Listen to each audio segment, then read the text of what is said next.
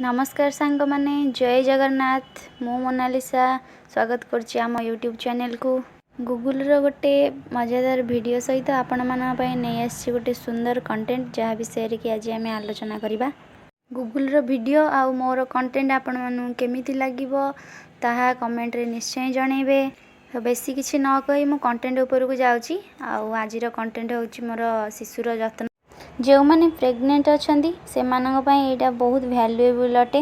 जन्म होता शिशुर जत्न नेबा किपरि आज जेनेरेशन बहुत आगू गलानी। तो डॉक्टर को बिना परामर्श रे कहीं भी किसी करूना। प्रेगनेंसी ठू आरंभ करी छुआ जन्म होगा पर्यंत छुआर खाइबा पीवा रहिबा चलनी बड़ होगा पर्यंत भी समस्ते डाक्तर ही परामर्श नवा उचित मन कर। तो मुझे भाविली किसी जिनस शेयर करी। शिशुटी जन्म नेबा परे तार प्रथम 2 दिन किपरि जत्न नियाजिबो किपरि स्तन्यपान कराजिबो किपरि धरिबो किपरि सुआइबो कांदुथिले किपरि बुझाइबो केउपरि खाद्य धीरे धीरे तार परिवर्तन करिबो कौन पिंधेइबो किपरि ताको परिष्कार परिच्छन्न रखिबो एई सब दिग प्रति आमर धारणा रहिथिबा दरकार। अर्थ किछि ना किछि साधारण ज्ञान रहिथिबा दरकार। मु साप्ताहिक सारणी माध्यम शिशुर जत्न किपरि नहीं पारिबो बुझेई देबी। अवस्थार आरंभ रु नहीं कि शिशुर जन्म होगा पर्यंत माँ बापा को यथेष्ट श्रम करने को पड़ी था।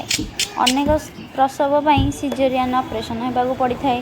बेले बेले किछि जनक क्षेत्र में वैक्यूम एक्सट्रैक्टर माध्यम शिशु प्रसव करा जाय था। माँ पेटरू बाहरिला बेलू शिशुर मुख्य अंग गुड़िक सब कार्यक्षम हो जाए। देखिपारे शुणी पारे बासना जानी पारे स्वाद जानी पारे एवं तार स्पर्श शक्ति भी थाए। कंटेंट रो मुख्य आकर्षण कौन थिला मु तो कहिदेली। साप्ताहिक सारणी माध्यम शिशुर जत्न विषय रे जानिबा पई चैनल को सब्सक्राइब करंतु और वीडियोटी केमिति लागिला लाइक कमेंट करी निश्चय जणांतु।